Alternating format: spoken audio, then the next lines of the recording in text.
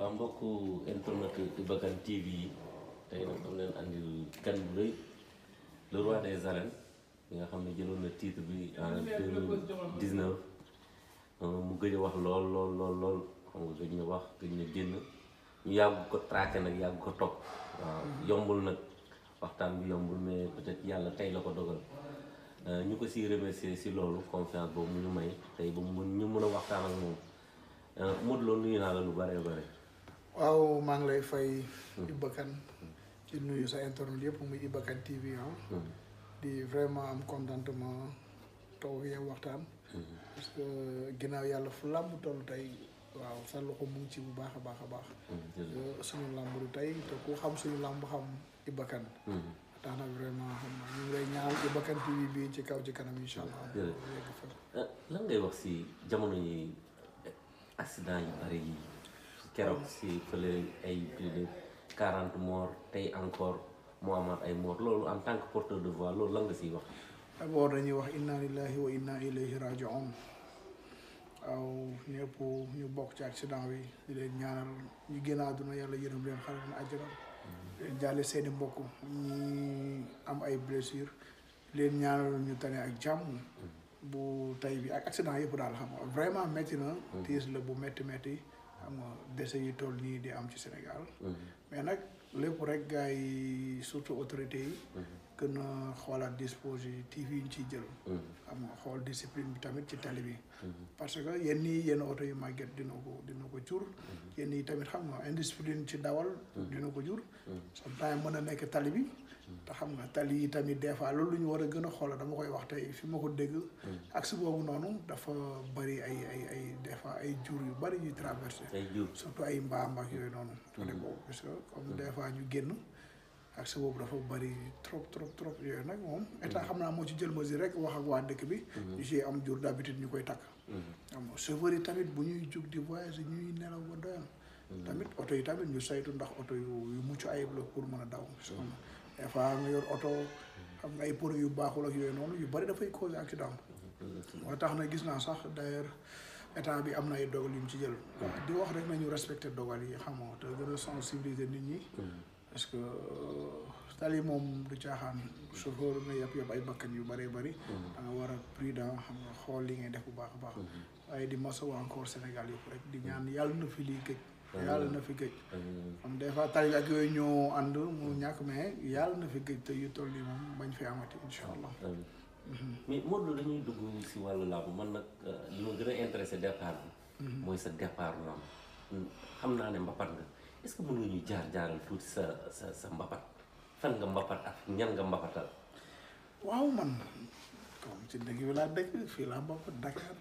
ay Pikine Guédiawaye Grand Dakar Médina fu ñu mbapatul vraiment wala ay stade Iba Mar xam nga ay stade Assane Diouf mbapat nañ ñu bokkal génération nag quoi xam nga parce que dama teel a mbapat nag quoi xam nga moo tax xam nga comme nit ñi duñu dégg Modou yi foog ne Modou xam naa yéen mag la du ma xale gaa ci sport bi maa ngi ciy bëgg a yàgg mais tamit dama ci teel a dugg depuis bas âge waaw mën naa ne amaguma 15 ans parce que man sama premier combat ren c'est 2006 maa ngi am 19 ans boobu te bëri naa mbapat bay avant maa dugg ci arène rek li ma yor ci ay drapeau ëpp na 20 maa ngi rappelé sama premier combat il faut nga xaw ma jox ko bàyyi ñu may wooyee l'homme des drapeaux ndax suñ doon ñëw supporters yi dañuy jël drapeau ñu indi woon mbapp ñu jël mbapat yëpp xam nga ñëw yëkkati teel na ñëw bëree mbapat nañ ci Dakar yëpp kuy suivre làmb xam ñu ci mbapat bi xam ñu ci mbapat yi bu baax a baax def nañ ci suñu waar daal man sa ñaari mbapat daal moo gën a siiw si ma gis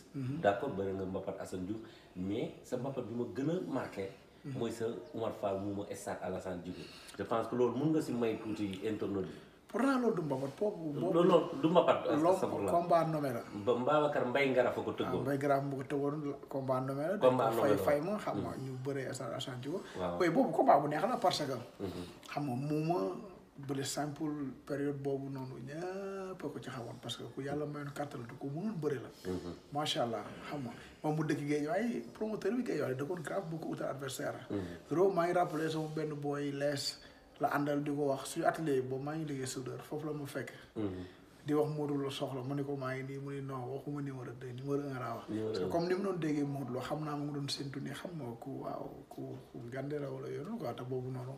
sama 85 kilos sax est-ce que mat na. mu ñëw ne Modou Lo numéro 1 laa waxoon ma ne ko non man la Modou Lo. ñu waxtaan xam nga mu taxawal combat boobu mag Omar Fall ñu dem bëri ji muy combat bu neex a neex.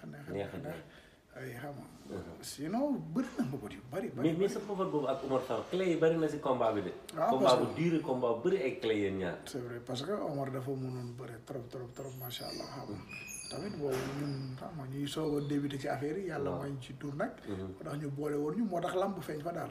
lamb feeñ fa ba ñu taal lamp oto yi pour ngeen mën a. c'est vrai dañu bëree ba mu lëndëm boobu noonu defe naa projecteur yi taxul gars yi taal oto yi. lamp oto yi. waaw. ñëw jàkkaarloo géew bi waaye lamb ji neexoon. lan moo la may ko pour nga daan Omar Fall moom combat boobu dafa nul de. waaye dafa nul mais xam nga sometimes lamb noonu lay demee rek. victoire match nul ak défaite ñooy ànd. bëree na ma bëree xam nga ba temps bi jeex tàkk. après ñu nul quoi comme ci lamb la ànd rek. bi boobu mosoo dajante ak Omar Fall moomu. non xanaa dama koy gis si télé yi noonu rek muy ànd ak waa géej ak yooyu waaw. am na tamit sa beneen mbapat bu si yokk Ama Baldé mu amoon biir parcelle. waaye boobu tamit. làmb ndome la tamit du mbapat ba tey parce que dañ ko fay ma. waaye ñoom Zëm ñoom Grand Modou jamono ñoo ko tëggoon waa unité 8.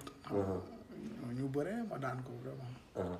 mais combat bi nee nañu à domicile ngeen ko joué bëre ko ay guddi ngi la ñuy siffler combat bi. yaa ngi siffler combat bi ay 22h loolu am na.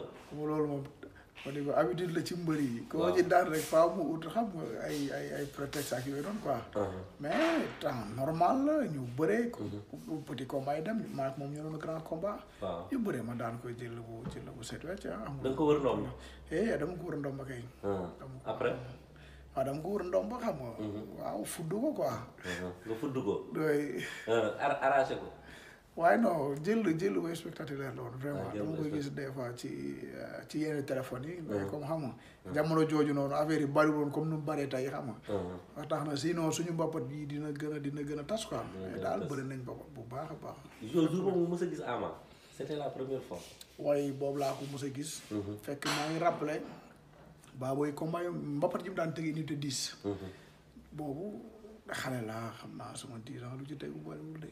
fekk ñun ñoo nekk di bërintu avant mbëri avant boobu di commencé quoi. waaw léegi muy wax baabu ci woo ma di wax moom dina indi xaw ma benn doomam xaw ma catu falaay wala yooyu quoi.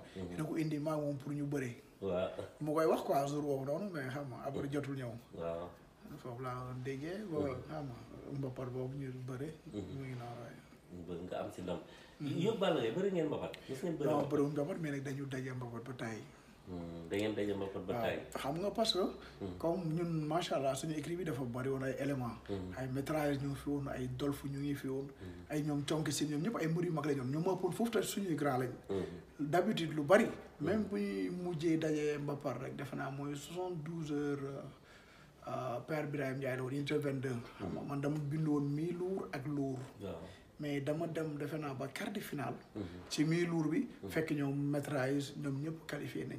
xam nga ma bàyyi leen. man ma dem mi-lourd bi juróom maa jël mi-lourd bi sax defe naa maa ngi daan les de finale. loolu la moo tax yàlla dogalu ñu bëri mbapat. waaye 72 heures tamit Père Mbaye Gueye. dañaa fa daje mbapat. boobu métrage mos na jël finale defe naa finale la ko daan xaw ma naar turee daan final daal. waaye. à part Ama les deux ñan nga dajal ñi ci bëri avec Fra nga dajal mbapat est-ce que amoo yaa ngi siy jàpp ay tour. bari na de damay fàtte mais bari na trop. ñu ne ci nit avec Fra ma dajal ñoom mbapat. bari na de. waaye surtout waaye bari na daal. mënu ma ko lim mais ban mbapat moo la révélé bi nga defee Assane Diouf la wala bi nga mujjee def Iba Mar Diop je pense moo la révélé au public wala. waaye boobu ak Assane Diouf parce que xam nga comme boobu moom. ne ko surtout bawol yi. ñun ñëpp ay amateur lañ te dañu bari côté boobu noonu. xam nga waaye Assane Diouf. jël naa final Iba Mar tamit xam nga jël naa final. yëpp la ma gars yi commencé xam fii mais sinon ñu dañ doon dem ba ay Ndar ay Louga ay yooyu yëpp di bëri mbapat ay Mbour campement yooyu yëpp dem nañ fa bëri mbapat.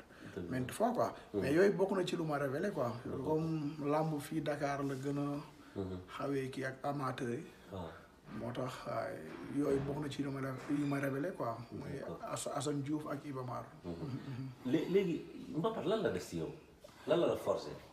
mbapat moom mbapat mooy moo tax ñu naan mbër gis na mbër yi ci mbapatul yëpp ci làmb ji dañuy mën nga xam mën nga seppi di ñi mbapatuñ wala parce que mbapat moo lay ñorloo mooy tax xam nga bëri ne sa yaram mooy tax nga am fitu bëri xam nga ba tax na mbapat def na ci man macha allah ci lañu jàngee bëri bu baax a baax ci lañu am fitu bëri xam nga ba tax na fu ñu nit jekku ci làmb ak fépp du ñu tiit quoi parce que dañuy mel ne ku nekk mbapat wala ku nekk di entraîner quoi mbapat daal def na ci ñun lu bëree bëri sa dernier combat mbapat avant ngay dugg lutte avec frappe ban combat la woon ay est-ce que du maag laasana defe naa laasana la boobu ay lamb nommé la tamit quoi pas mbapat mais comme après gars yi dañuy def ay lamb nommé tëgg fay ko waaw defe naa esaat église suñu terrain koñ bi foofu église defe naa moom laa mujjee bëril mbapat moom nga mujj bëril nga am si ndam si ma kawam yaa maa ko daan waaye d'accord